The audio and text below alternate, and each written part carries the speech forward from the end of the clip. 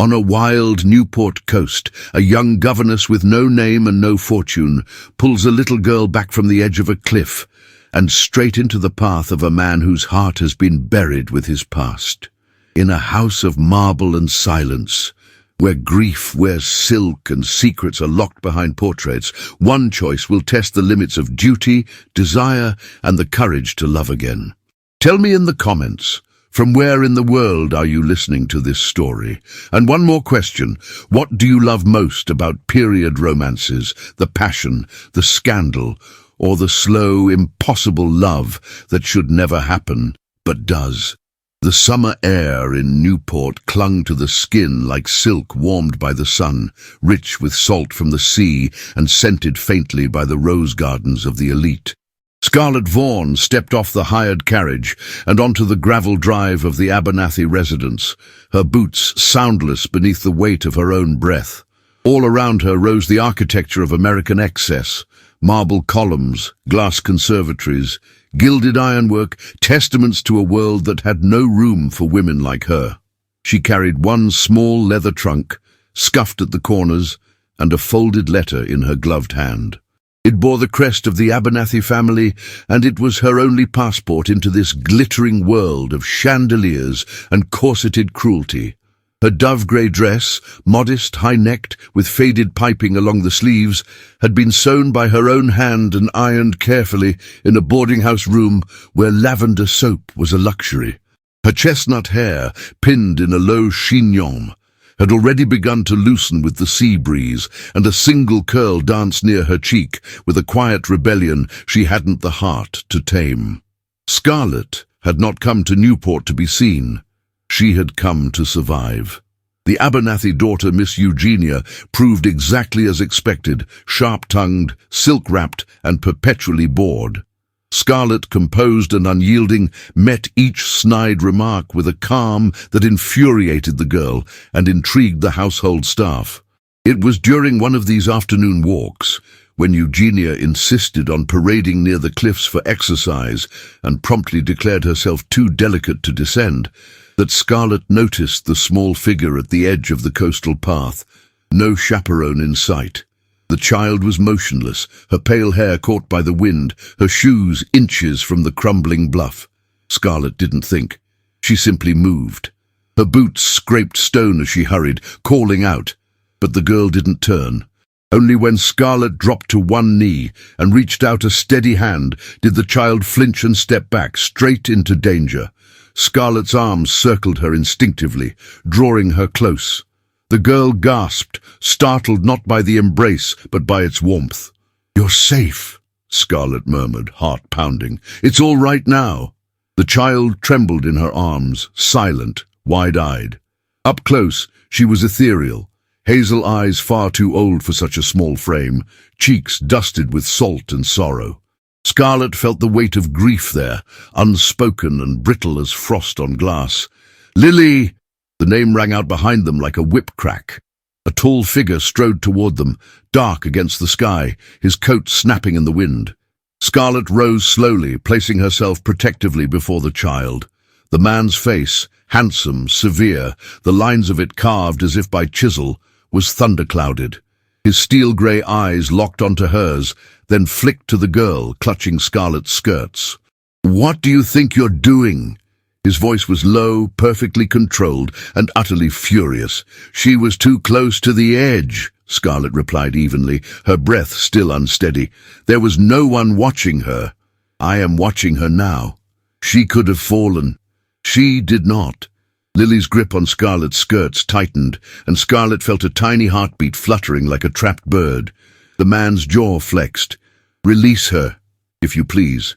"No," came a small voice. It was the child. Julian Ashford blinked, stunned into stillness. His daughter had not spoken aloud in weeks. Lily stepped forward, wrapping both arms around Scarlett's waist, burying her face there. Scarlett, barely breathing, raised her eyes to meet the man's again.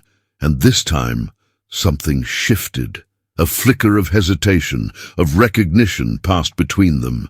"I'm Scarlett Vaughan," she said quietly, still cradling the child. "I'm companion to Miss Eugenia Abernathy." "And I have no intention of harming your daughter." Julian's eyes narrowed. "Companion? Then what are you doing here, alone with her on this path?" Scarlet didn't flinch. "Saving her."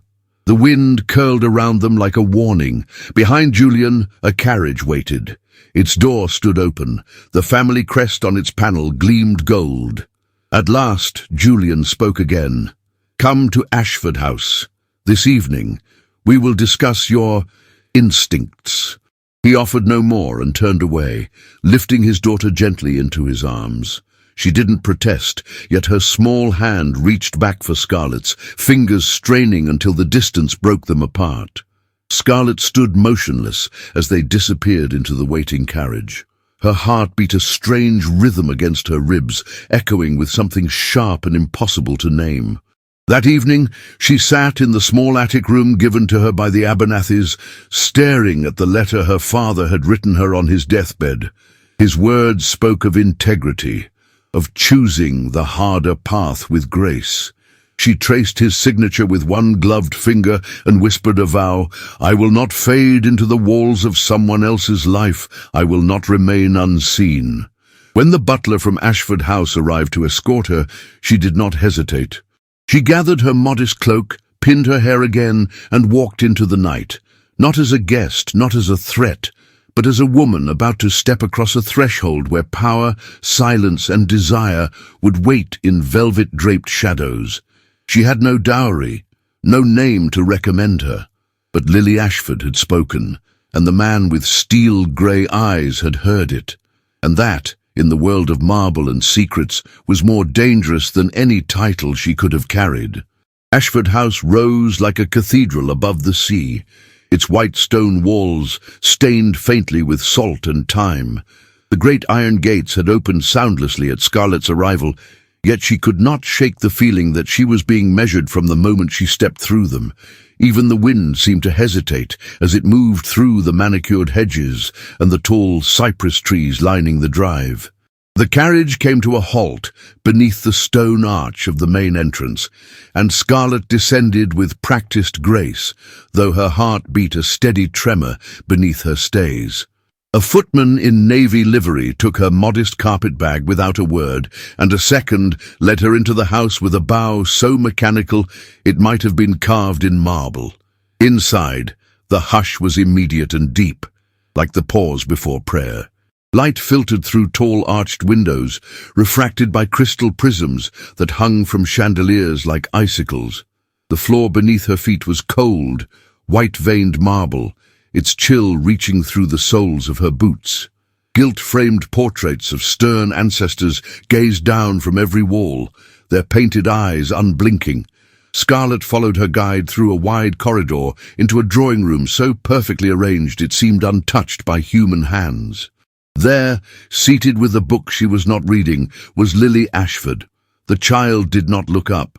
Julian Ashford stood near the hearth, one hand resting on the carved mantel. He was dressed not in the fine evening wear of a host, but in a dark waistcoat and shirt sleeves, as if his presence in this room were an afterthought. His gaze was already upon Scarlet when she entered, measured, guarded, cool. "You are punctual," he said. Scarlet inclined her head. "I find it practical." He did not smile. "Miss Vaughan, this house does not require a governess in the traditional sense. My daughter has tutors. She has a nursemaid. She is surrounded by adults whose sole duty is to serve her. Yet she walks alone near the cliffs," Scarlet answered, her tone careful. He straightened. The fire behind him crackled softly. "What she lacks," Julian continued, ignoring the remark, "is discipline, stability, not sentiment." Scarlet's fingers tightened slightly around her gloves. "Children need more than order to grow, sir. They need to feel safe." "Safe?" He turned fully toward her now, his voice not raised, yet edged with something glacial. "Miss Vaughan, if safety could be bought, do you think I would not have purchased it by now?" A silence fell, broken only by the turning of a page, though Scarlet suspected Lily had not read a word. Julian's gaze lingered a moment longer, then moved past her, dismissing her presence as he addressed the child. "Lily, Miss Vaughan will be staying here as your new companion. You will be courteous. You will be obedient." Lily looked up then, only for a heartbeat, her hazel eyes fleetingly meeting Scarlet's. There was no curiosity in them, only wariness, dulled by sorrow. Julian turned to the footman. "Take Miss Vaughan to her quarters." The room released her like a breath held too long. As Scarlet followed the servant up the grand staircase, she tried not to feel the weight of the silence pressing against her back. Her assigned room was in the east wing, high-ceilinged and clean, but spare. A single window overlooked the sea, the curtains thick enough to smother both light and dreams. The furniture was heavy oak, the bed high and neatly made. Upon the dresser stood a single lamp, its flame already lit. The door closed behind her with a decisive click. Only then did Scarlet allow herself to exhale. She crossed the room, opened her trunk, and drew out a slim journal bound in worn leather. Her fingers lingered over the faded ink of her father's name. She had watched him write in it nightly, a habit of quiet reflection he had passed on to her like a benediction. When the world around her bruised and bit, these pages remained a sanctuary of logic and grace. She opened it, turned to a blank page, and wrote, "Ashford House, Day 1. Silence is not peace, order is not safety." The next days unfolded like a pattern too rigid to unravel. Breakfast at 7, lessons at 8, walks supervised, meals taken without joy, smiles if they existed were private affairs. Lily obeyed every instruction with mechanical precision, yet her eyes remained distant, as if she lived behind a glass wall no one else could reach. The staff watched Scarlet with a blend of curiosity and suspicion. Her plain gowns and soft voice marked her as harmless, but her presence where others had failed intrigued them. Only Maggie O'Connell, the housemaid assigned to the East Wing, dared to speak with familiarity. "She hasn't spoken more than a word to anyone since the winter," Maggie said one afternoon while changing the linens. "Not properly, but she watches everything. That child sees what others don't." Scarlet folded a blanket, her eyes on the window. "She spoke to me once." Maggie looked up. "Then there's hope." It was on the 5th evening that Scarlet tested the boundaries. She had brought Lily a book of watercolor illustrations, nothing grand, only a modest volume her father had once given her. Lily turned the pages with quiet reverence, pausing at a painting of a bird with red wings. "Do you like it?" Scarlet asked. Lily nodded. "Would you like to paint one yourself?" The child hesitated, then nodded again. Scarlet brought out a small box of paints from her own trunk and laid out paper on the table in the nursery. Lily watched every movement, hands folded in her lap like a porcelain doll. When she began to paint, Scarlet said nothing. The silence between them was not empty. It was tentative, breathing. The door opened sharply. Julian Ashford stood at the threshold. His eyes went from Lily, brush in hand, to the table, to Scarlet. "What is this?" "A moment of colour," Scarlet replied, her voice calm. "She asked to try." Julian entered the room, each step measured. "She has mathematics at this hour. Structure is essential." Scarlet did not rise. "And joy, sir. Is there no hour set aside for that?" His eyes darkened. He looked at his daughter, who now held her brush still, the line of scarlet paint quivering on the page. "Miss Vaughan," he said, his tone low, dangerous, "your role here is temporary.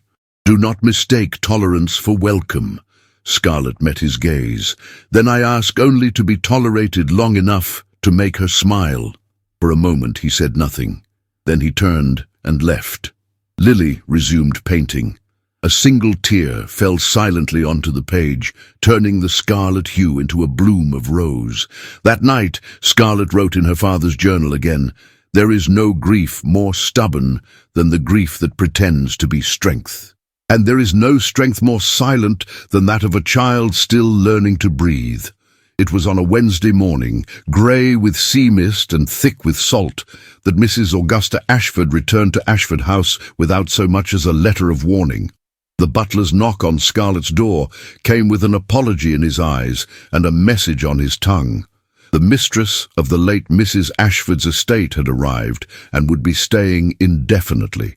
Scarlett smoothed the front of her navy serge dress and followed the butler to the blue drawing-room, where the air smelled faintly of lavender and disapproval.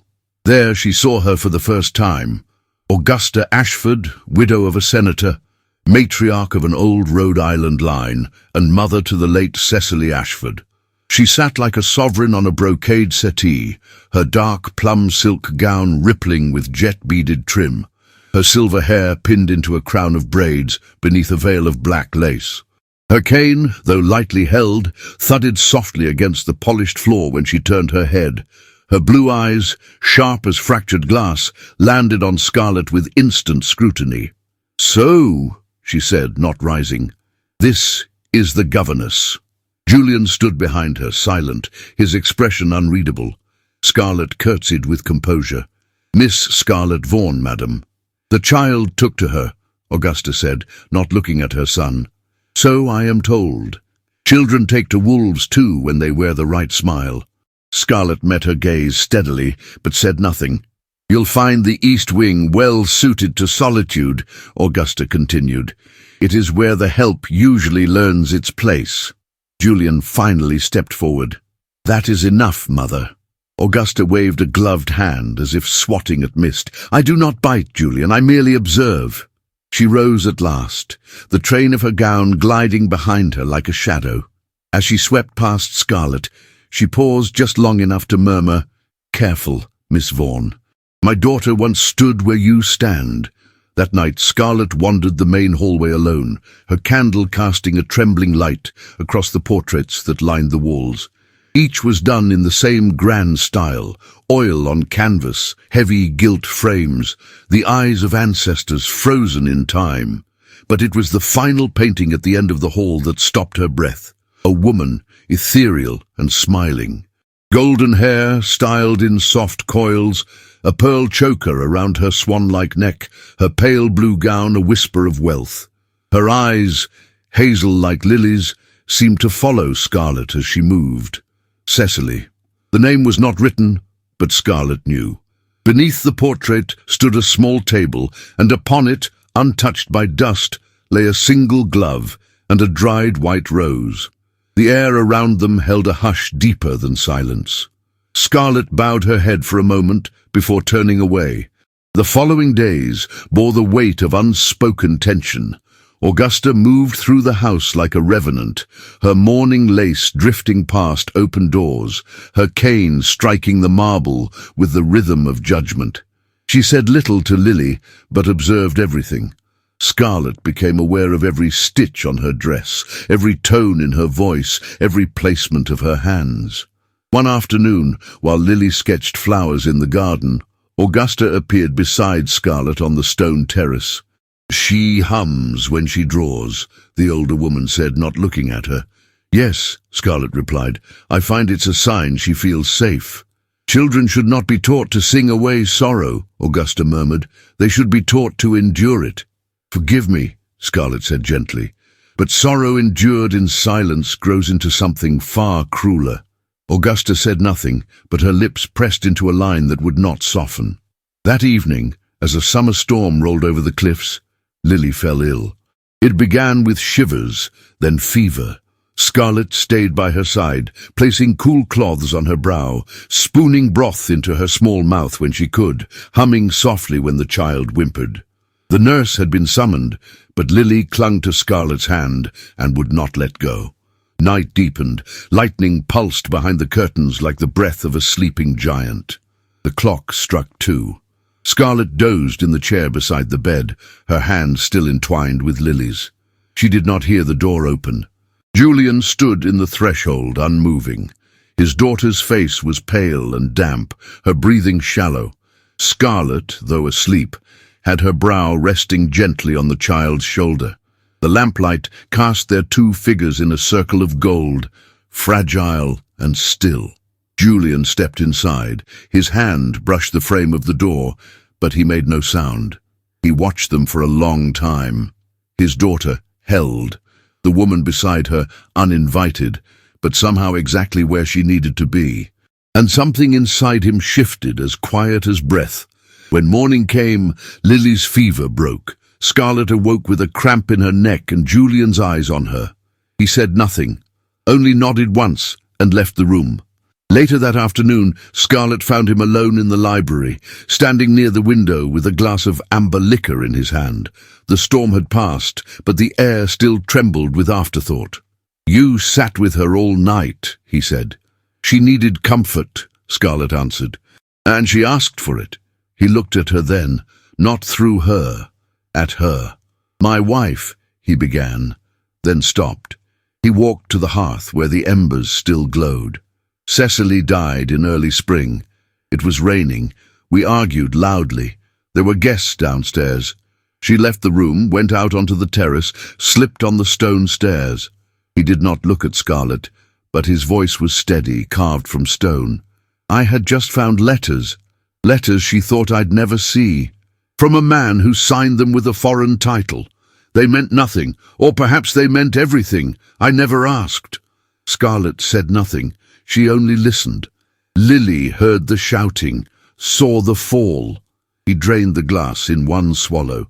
"I buried the letters and the truth, because I would not let the world take what little name she left behind.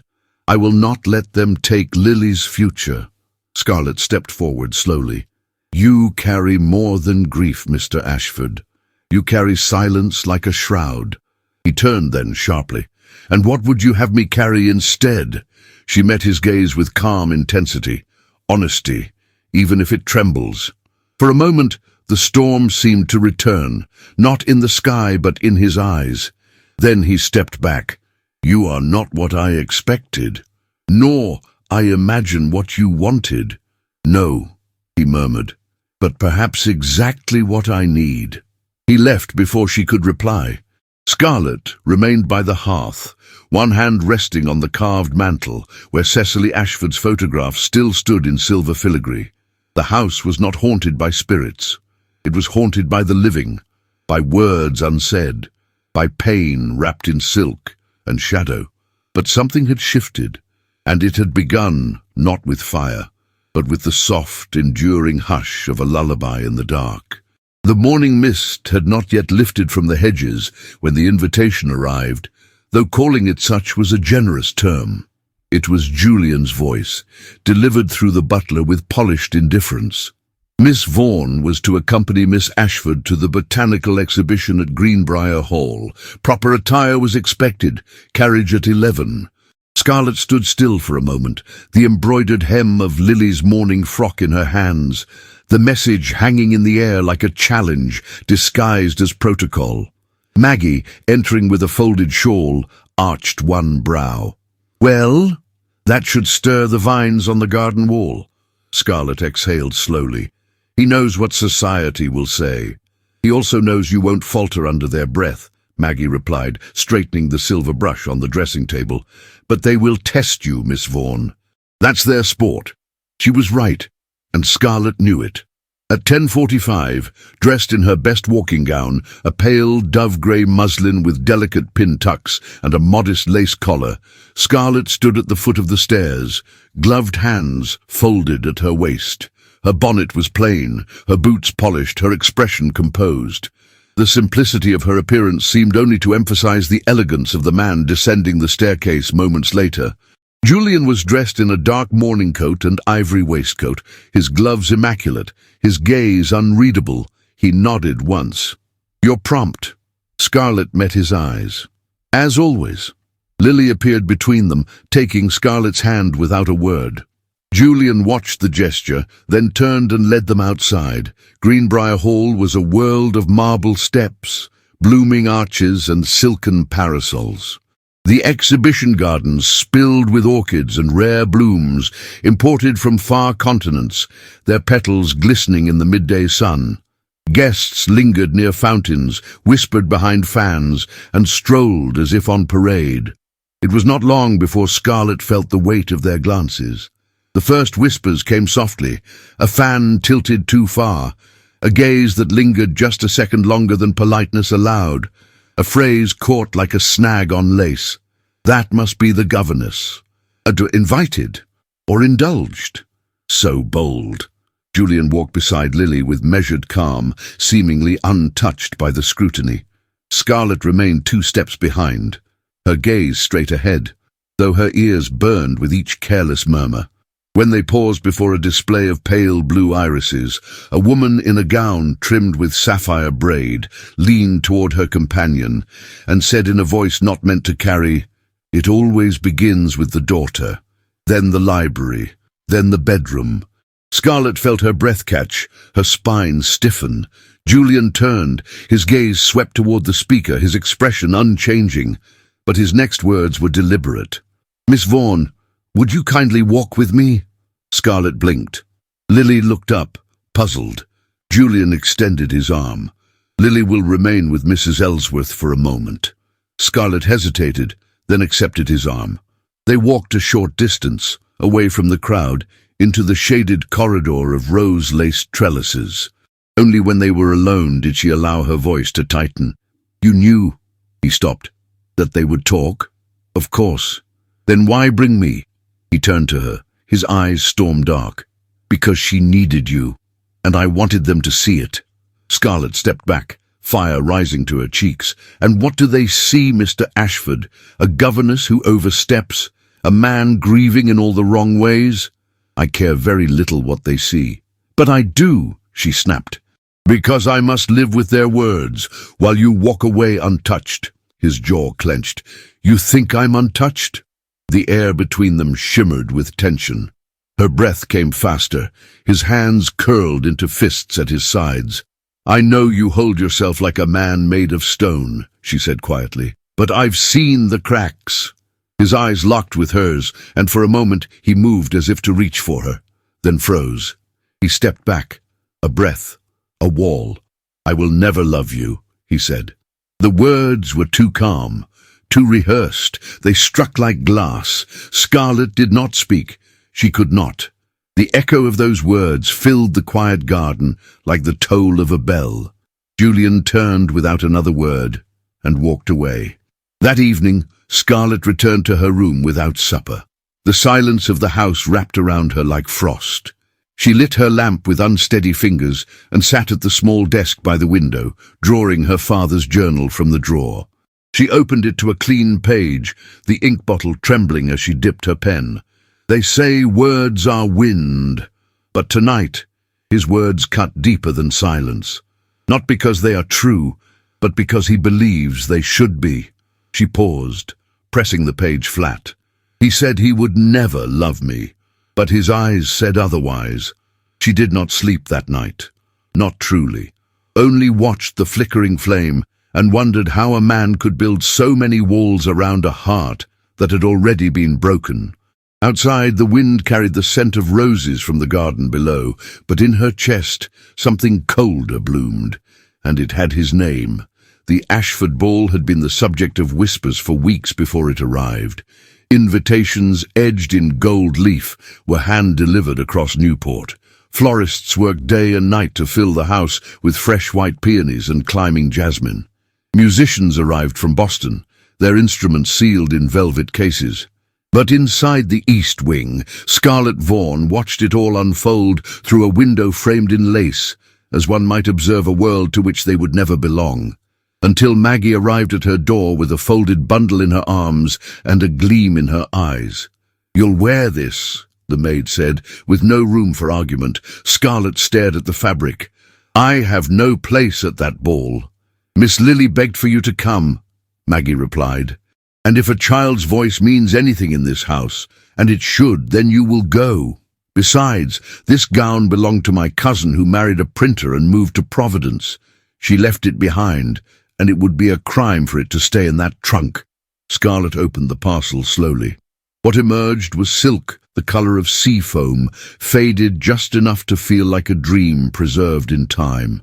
The bodice was modest, with a lace edge at the collar and satin ribbon at the waist. Simple, elegant, and utterly unlike anything Scarlet owned. She hesitated. It would be seen as an intrusion. Maggie shook her head. "No, it will be seen. Let them whisper. Let them choke on their diamonds. Walk through that ballroom like the woman you are. Not one they pity, but one they cannot ignore. Scarlet looked at the gown again, at the delicate stitches, at the hope pressed into the fabric by hands long gone, and she nodded. The night arrived with lanterns strung across the hedgerows, their light like small moons suspended in air. Scarlet descended the stairs alone, her gloves ivory, her hair twisted into a chignon pinned with Maggie's mother's pearl comb. The gown fit as if sewn for her, the seafoam silk shifting with her breath. At the foot of the staircase, conversations paused. Servants halted their steps. A guest glanced upward, curious. Scarlet moved forward, her gaze steady. Within the ballroom, violins soared. Crystal chandeliers blazed with candlelight. Women spun in silks of sapphire and rose, their laughter light and sharp. Men bowed and offered flutes of champagne. And through it all, Scarlet moved like a breath of salt air. Some turned away, others turned to stare. "The Governess," someone murmured. "How bold. Seafoam, how poetic." At the far end of the room, near a marble column crowned in orchids, Julian Ashford stood with a diplomat and his wife. He turned as if drawn by an invisible thread.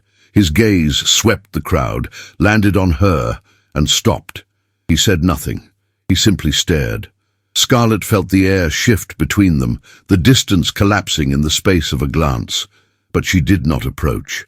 She remained where she was, near the edge of the ballroom, half hidden by a towering vase of white lilies. "You've stirred the sea, my dear," came a voice at her side. Scarlet turned. Augusta Ashford stood with a glass of champagne and a mouth like a scalpel. "That color suits you," the older woman continued, "almost enough to distract from the fact that you do not belong here." Scarlet lifted her chin. "I came because Lily asked me to." Augusta smiled thinly. "Then I'm sure you'll remember that loyalty when this evening becomes gossip, and gossip becomes ruin." Scarlet said nothing. She had nothing to say.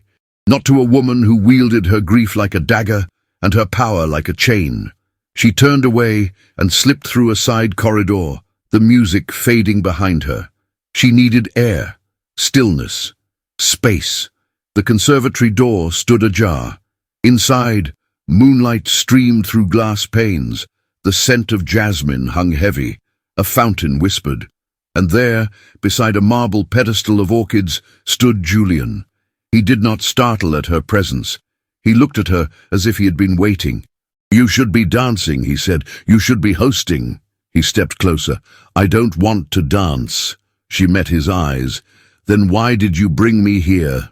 He exhaled, a sound sharp with tension. "Because I needed to know if you'd come, if you'd walk into their world and still be you." Scarlet's voice was barely a whisper. "And what did you see?" Julian took another step, his gaze never leaving hers. "I saw a woman in seafoam silk who turned a room on its axis and didn't flinch." Scarlet blinked. Her hands trembled. "Don't say things you don't mean." "You think I don't mean them?" "I think you're afraid of what it means if you do." The air between them stretched thin. Her breath caught. His hand rose, not to touch, but to hover near her cheek. He stopped. Then, as the music drifted faintly through the glass and the world narrowed to the sound of water and breath, he kissed her. It was not soft. It was not hesitant. It was everything he had held back. The grief, the longing, the rage at his own resistance. It was apology and confession. It was devastation. And when it ended, he stepped back, like a man scorched. His eyes searched hers, as if begging for something he could not name. Then he turned and vanished into the darkened corridor. Scarlet stood still, the silence of the conservatory pressing in. Her hands touched her lips, as if they belonged to someone else. The music continued. The ballroom spun. And by the time she returned to her room, the whispers had already begun. They would not know what happened, but they would guess. And that would be enough to begin the fire. The light that poured through the windows of Ashford House the morning after the ball was pale and indifferent, the kind of light that left nothing hidden. The chandeliers had been extinguished, the flowers had begun to droop, and the crystal flutes that once held laughter and champagne now waited to be cleared away in silence. Scarlet moved through the halls like a guest who had overstayed her welcome, though she had never truly been welcomed at all. Maggie met her on the landing, eyes wary. "She's in the red salon, with him." Scarlet didn't need to ask who. She descended the steps with quiet precision, her skirts grazing the marble as if apologizing for each step. The double doors of the red salon were closed, but the voices behind them, though muffled, carried the unmistakable rhythm of battle. "You have compromised this house," Augusta Ashford said, every syllable clipped like she were cutting thread from a wound. "You stood by while that woman flaunted herself in front of governors and ambassadors, and you let her wear your wife's color." Julian's voice came lower, harder. "She was invited, and she has shown this household more loyalty than most. She is a governess. She is not a scandal. Then what is she? Because every paper from here to Providence will write her as one by noon." Silence. Scarlet turned before they could discover her outside the door. She walked back to her room, heart taut, pulse quiet. She already knew the outcome. She did not need to hear it named. When the summons came, it was not from Julian. It was a folded note delivered by a footman, unsigned, formal. She was to prepare to depart by sunset. A carriage would take her to the inn at Breakwater Crossing. Compensation would be provided. Scarlet packed with careful hands. She touched none of the things that were not hers. Maggie stood in the doorway, arms crossed, her expression thunderous. He let her win. Scarlet shook her head. He let silence speak for him. And now we all hear it. Maggie stepped forward, pressing a small pouch of coins into Scarlet's palm. "I know you won't take his money, but take mine. For Lily, for the ink you'll need to keep writing." Scarlet closed her fingers around it. "You've been my truest friend. Then let me help you leave with dignity, because this house doesn't deserve your sorrow." She dressed in her simplest travel gown, grey wool with worn cuffs. Her gloves were mended, her bonnet plain. The weight of her trunk felt heavier than it ever had, though she had packed little. Before she could cross the threshold of the east wing, the sound of footsteps startled her. Lily. The child ran down the corridor in slippers, curls loose from their ribbons, eyes red. "You're leaving." Scarlet dropped her case and bent to catch her, arms closing around the girl as tears soaked into her collar. "You promised," Lily sobbed. "You promised not to go without saying goodbye." Scarlet held her tightly, her own voice trembling. "I kept my promise, darling. I'm here now. Don't go. Please, Papa needs you. I need you." Scarlet pulled back, brushing hair from Lily's cheek. "Sometimes people who love us must leave, so that others can learn how much we mattered." Lily shook her head violently. "I don't want to learn that." Behind them, a soft cough. Julian. He stood at the end of the corridor, eyes shadowed, face unreadable. Scarlet rose slowly. "I didn't ask for this," she said. "No," he replied, voice hoarse. "You deserved far better." He took a step forward, then another, but stopped short of reaching her. "There are things I cannot protect you from, and yet you let them tear me from her arms." His hand clenched at his side. "If I had defied her, it would have destroyed what little peace Lily has left." Scarlet nodded. "Then protect her, as I did." She lifted her trunk. Maggie appeared beside her, ready. Julian stood frozen as the woman he could not name aloud walked away.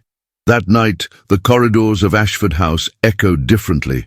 The silence that once ruled it had returned, but now it throbbed like a wound.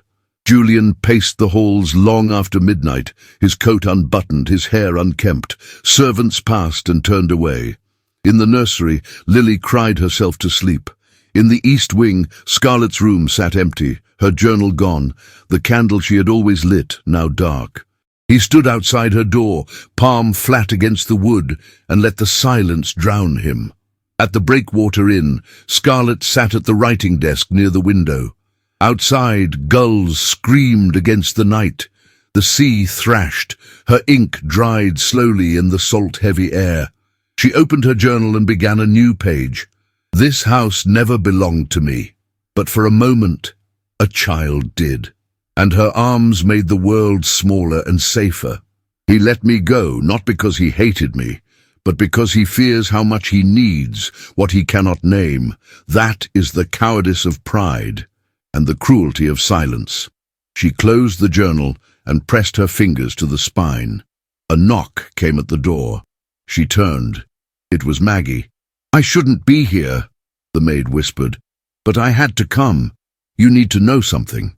She stepped inside and shut the door behind her. "One of Mr. Ashford's business partners withdrew today, citing public concern." "Scandal." Scarlett's heart slowed. "He paid for my presence, with coin and credibility." Scarlett stared at the lamp flame. "And still, he said nothing." "Maybe," Maggie said softly, "because he doesn't know how to fight for something that cannot be bought." She left as quickly as she had come. Scarlett remained by the fire, her hands folded in her lap, and the sea roaring just beyond the glass. A house had cast her out, but dignity would not. The storm broke just after dusk, not with warning, but with violence. Wind howled through the corridors of Ashford House, rattling windows and dragging the scent of rain through cracks in the old stone. The sea roared in the distance, thrashing against the cliffs with the fury of something ancient and unrelenting. Servants scurried to shutter the windows and secure the lanterns. Thunder shook the chandeliers, and lightning painted the marble halls in flickering strokes of white. Maggie found Julian in the library, his sleeves rolled, a ledger open but untouched before him. Her breath was short, her eyes wild. "Lily is gone." He rose at once. "What do you mean, gone?" "She left." The nurse turned her back for a moment. "I checked her bed. Her boots are missing, and her sketchbook." Julian's face drained of colour. "Where would she go in this storm?" But he already knew. Scarlett, still at the Breakwater Inn, stood by the window, watching the sky crack open in jagged lines. Rain lashed the panes, and the ocean swelled with each gust. She was about to draw the curtain when the door burst open. Maggie, drenched, breathless. "She's gone to the cliffs. She's looking for you." Scarlett did not ask how Maggie had known to come. Some truths required no explanation. She ran, no bonnet, no cloak, just boots and heart. The path to the cliffs was slick, the earth turning to mud beneath each step. Lightning danced above the jagged edge of land, illuminating the churning black sea below. Rain soaked through her dress, her hair clinging to her neck and cheeks. And then she saw her, a small figure at the edge of the world. Lily.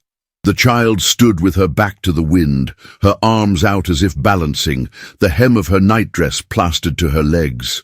Her sketchbook lay forgotten at her feet, pages torn by the wind. Scarlett called out, but the wind devoured her voice.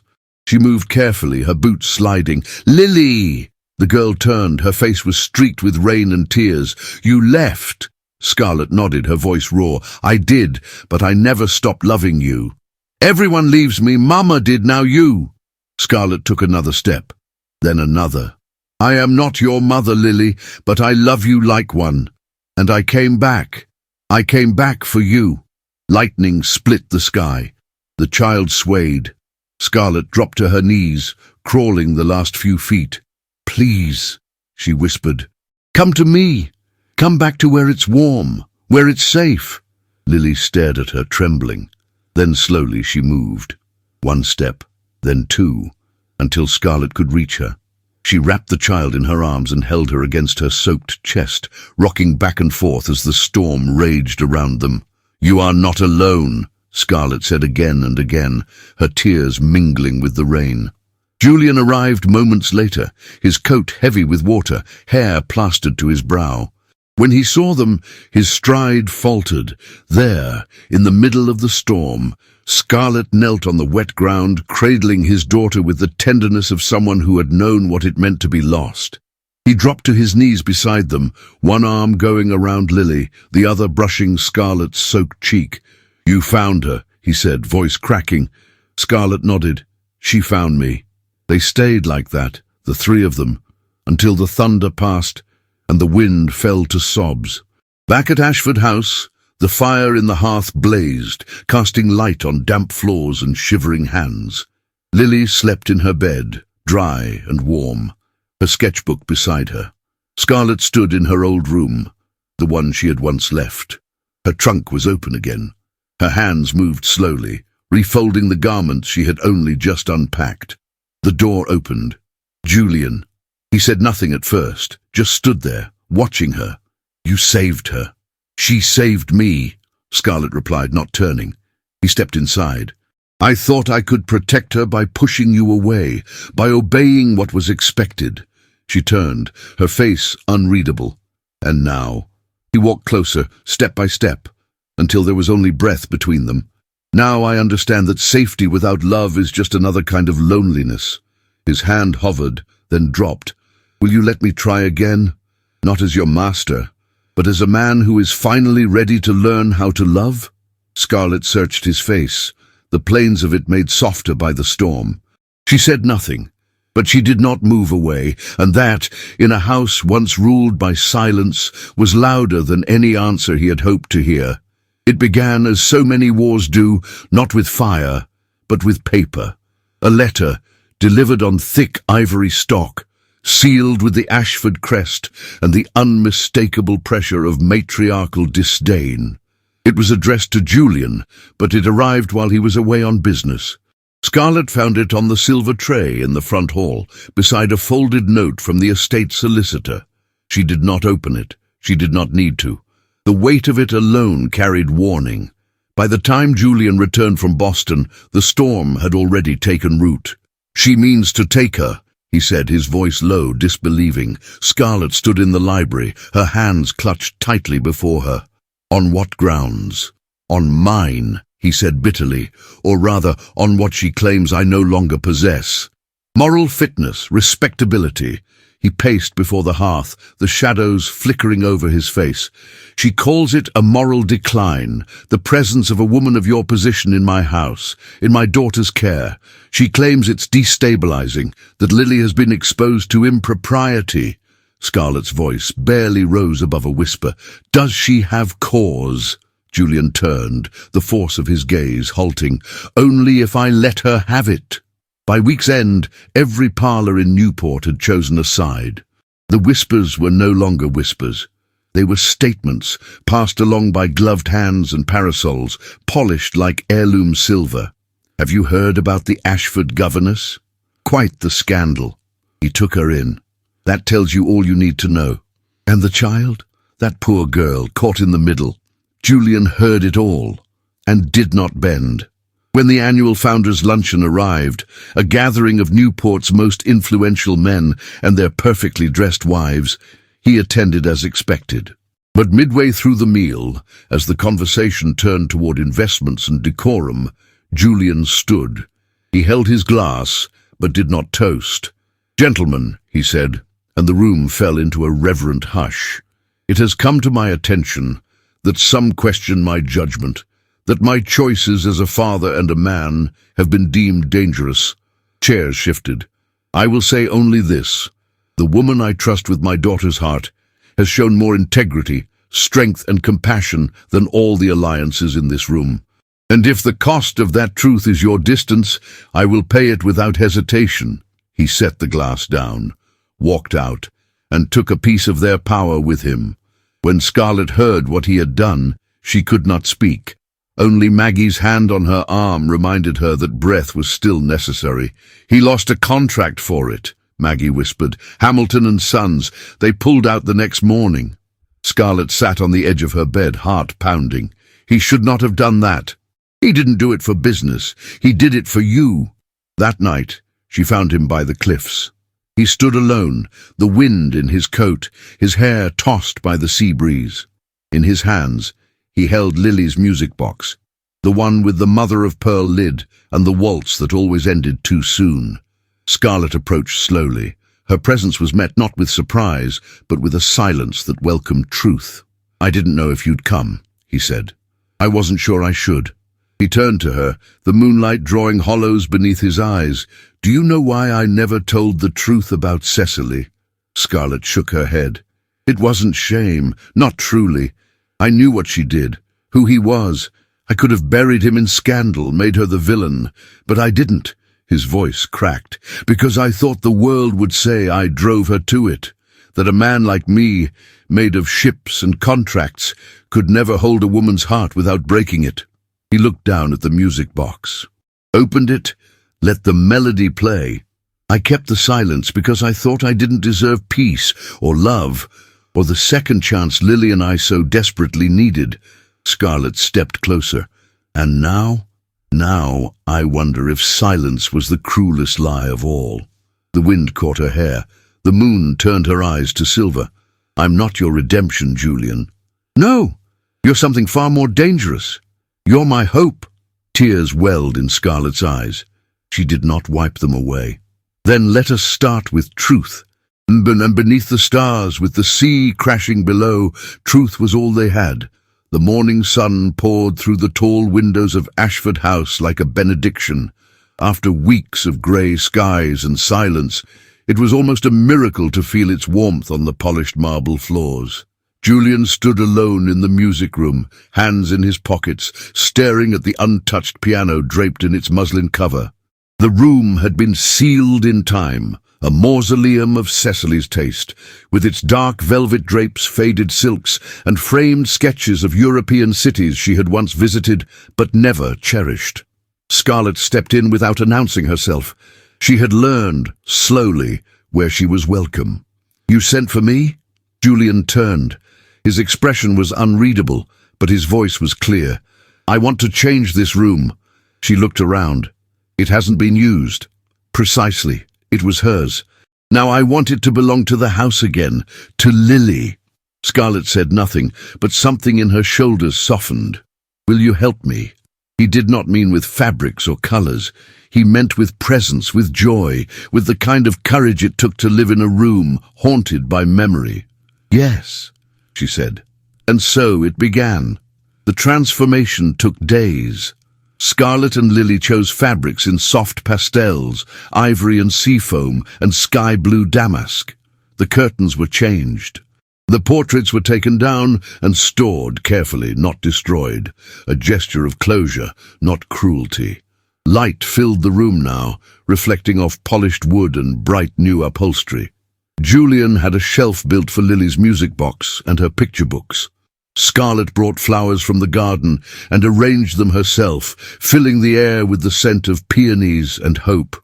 Lily, once timid and ghost-like in the corners of the house, now danced barefoot on the rug, her braids flying behind her. One afternoon, Scarlett sat on the window bench, sewing a loose button on Lily's dress. Lily climbed beside her, silent for a moment, then leaned her head on Scarlett's arm. "Mama." Scarlett froze, not because she was shocked, but because the word, so soft and small, carried a weight that nearly undid her. She kissed the girl's hair, said nothing, held her a little tighter. That night, as laughter spilled from the music room, someone stood quietly at the doorway. Mrs. Augusta Ashford. She said nothing. She did not step inside, but her gloved hand clutched the carved frame of the door, and her eyes, usually flinty with judgment, shimmered. Scarlett noticed her. She expected an attack, a warning, a parting shot laced with venom. But Augusta merely blinked, turned, and walked away. The hem of her gown whispered across the tiles. The next morning was windless and bright. Julian found Scarlett in the garden, gathering herbs with Lily. The child skipped ahead while he lingered near the path, his hands unsteady in his pockets. "Scarlett!" She turned, shielding her eyes from the sun. "Walk with me." He did not say where, but she followed. They crossed the lawn and the orchard beyond it, reaching the cliffs just as a soft breeze rose from the sea. The waves below were gentle today, as if nature itself held its breath. They stood in silence. Julian's jaw worked once, twice. "I've waited to say this until I knew it wasn't born of guilt or gratitude or desperation." Scarlett tilted her head, wary but calm. He turned to face her fully. "I love you, not despite everything, but because of it." Her breath caught. "Because of your defiance, your compassion, your silence when words would have wounded me, and your voice when I needed truth." He removed nothing from his pocket. There was no velvet box, no heirloom ring, only trembling hands.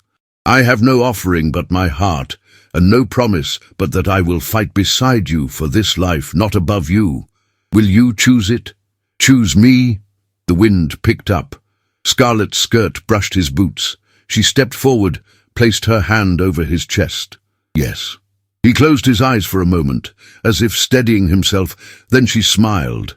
"And I choose this life, because it is ours. Not because it was granted, but because we built it." Far below, the sea kept its rhythm. Far behind, Ashford House waited. But here, in the language of sunlight and cliffs and quiet vows, they chose each other, freely, fiercely, and without fear. The golden hush of autumn blanketed Newport, brushing the trees with burnished gold and russet. Ashford House, once a monument of frost and silence, now breathed with the quiet rhythm of change. The iron gates creaked open to admit only those who mattered, not in wealth, but in loyalty. A breeze fluttered the lace curtains of the drawing room as preparations whispered through the halls. There would be no orchestra, no parade of pearls and nobility, only vows and the people who had witnessed the transformation of a house and of the hearts within it. Scarlet stood before the mirror in the modest guest room that had once been hers. Her reflection met her calmly. She wore a gown of deep cream silk with long, fitted sleeves, simple and elegant, her hair swept into a low chignon, adorned with a single pearl comb. No jewels, no veil, just honesty and grace. Maggie entered quietly, wiping her eyes with the edge of her apron. "You look like the sunrise, miss," she said, her voice catching. "Then let this be the dawn of something good," Scarlet replied with a soft smile. In the chapel by the orchard, candles flickered against the stone walls. Lily sat between Maggie and the old butler, her legs swinging gently above the floor, a crown of ivy and lavender in her hair. Julian stood at the altar, his dark suit immaculate, but his hands slightly trembling. He turned the moment Scarlet entered, and whatever nerves he held dissolved like mist in the morning. They exchanged no grand speeches, only vows spoken with quiet conviction. To be brave together, to protect the light we built, to never forget what silence taught us. When the final words were said and the blessing given, Julian cupped Scarlet's face in both hands and pressed his lips to her forehead, reverent and slow. The room remained hushed, as if reluctant to break the spell. Outside, the late afternoon sun cast long shadows across the gravel path. Guests lingered only briefly, offering congratulations and small tokens before dispersing. There would be no newspaper column, no society portrait. The world beyond their gates might still whisper, but inside Ashford House, peace had settled. Later that day, Scarlet stood alone on the threshold of the home she once entered, with a satchel and a trunk of her father's books. Her fingers touched the locket at her neck, a small oval of gold, the one her father had given her on her 15th birthday, engraved with a single word inside, "Choose." The wind carried laughter from the garden. There, under the spreading boughs of the maple tree, Julian sat in the grass, reading aloud from a volume of fairy tales. Lily lay with her head in his lap, pointing at the illustrations. The sound of her giggle reached Scarlet like a benediction. Mrs. Augusta Ashford arrived late, clad in a gown of deep mourning plum and leaning heavily on her cane. She paused at the entrance, her gaze sweeping over the garden. She said nothing as she approached, her presence quiet but heavy. Lily rose and ran to her, taking the older woman's hand in both of hers. Augusta looked down at the child, then across to Scarlet. She gave a single nod. It was not affection. It was something rarer, acknowledgement. Scarlet inclined her head in return. That evening, as twilight deepened and the house dimmed, Scarlet walked its corridors with measured steps. Each room bore traces of the journey they had all taken. The music room now aglow with candles and shelves of books, the nursery filled with drawings and laughter. The ghosts no longer lingered in corners. They had been given voice, heard, and finally laid to rest. In her new chambers, Scarlet changed out of her gown. She stood by the window, watching the last of the sun stain the sky in pink and indigo. Julian entered without knocking, as he always had. But now there was no tension in it, only warmth. He wrapped a shawl around her shoulders and stood beside her. "Did you ever think, when you first came, that you'd stay?" he asked. She shook her head slowly. "I thought I would be tolerated. At best. You were never tolerated. You were needed, even before I knew how to say it." They remained there for a long while, watching the stars begin to appear, one by one. Later, as Scarlet prepared for bed, she opened her father's journal for the last time. Between its pages, she found a pressed flower, one she had tucked there as a child, a violet, delicate but enduring. She smiled and closed the book. She had arrived a governess. Now she was a wife, a mother, and mistress of a home not defined by lineage, nor ruled by society, but shaped by the fierce, trembling courage to love and be loved in return. The sea had not changed. It still roared and whispered with the tides, brushing against the cliffs of Newport with the same eternal rhythm. But Ashford House had changed, and so had the hearts within it. It was early summer when the garden bloomed with wild roses and foxglove. Scarlet sat on a weathered bench beneath the maple tree, its branches casting dappled light across her lap. A child nestled against her side, a boy of 4, his dark hair tousled and eyes bright with the same quiet fire that once burned in a man who had claimed he would never love. Julian approached, lifting their youngest daughter, barely walking, into his arms. Her soft giggle broke the stillness of the afternoon as he spun her once carefully before settling her on his hip. Lily, now 11, read aloud from a novel nearby, her voice confident and clear, no trace of the withdrawn silence that once gripped her. She glanced at Scarlet, then at her brother, with the gentle protectiveness of someone who had lost once and vowed never to lose again. Inside the house, Maggie directed a maid with a tray of lemon cake, her greying hair now hidden beneath a lace cap of slightly finer thread than she once wore. She had never left. She had been offered other positions, more pay. But no home could offer what Ashford had become, a place shaped not by power, but by loyalty and warmth. And Augusta Ashford? She had passed 2 winters ago, but in her final year, she visited often, especially after the children were born. She never apologized for the battles she waged, but she once held Scarlet's hand longer than necessary and said, "You were never who I expected, but perhaps you were what we needed." Her will had included a modest trust for Lily and an heirloom locket for Scarlet's daughter. It had surprised many, not Scarlet.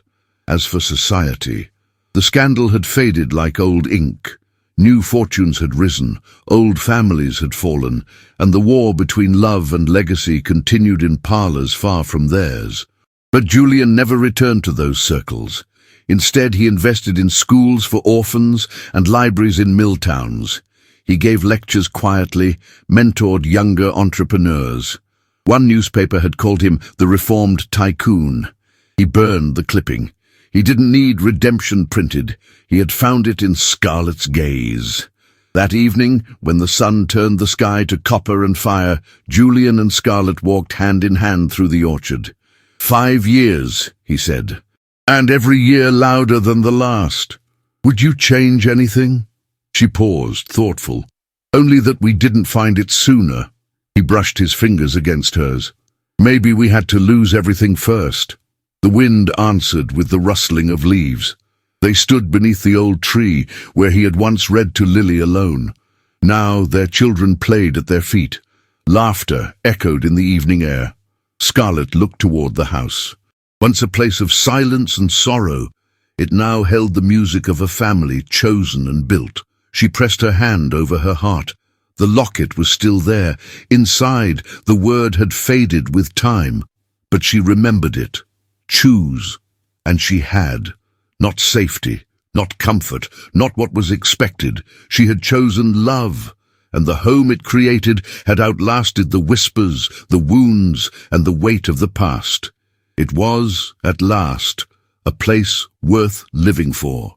Some stories are not built on grand gestures, but on quiet bravery, the kind that whispers instead of shouts, that waits instead of demands. The Governess and the Tycoon showed us that love, when chosen freely and nurtured with care, can heal even the deepest scars of grief, class, and silence. Scarlet did not arrive with wealth or name, but with courage, compassion, and a stubborn refusal to be invisible. And in doing so, she changed not only one man's heart, but the future of an entire home. If this story moved you, tell us in the comments. What moment touched you most? And to let us know you watched until the very end, write the word home below. We'll be reading every comment with gratitude. If you'd like to support the wonderful team who brings these historical love stories to life, you can now send a super thanks right here on YouTube. Any amount you feel inspired to give helps more than you know. And if that's not possible right now, simply sharing this story with a friend is another beautiful way to help us continue. Don't forget, there are more unforgettable romances waiting for you. I've left a few suggestions for you in the video cards. Thank you for being here, for feeling with us, for believing in love that stands the test of time.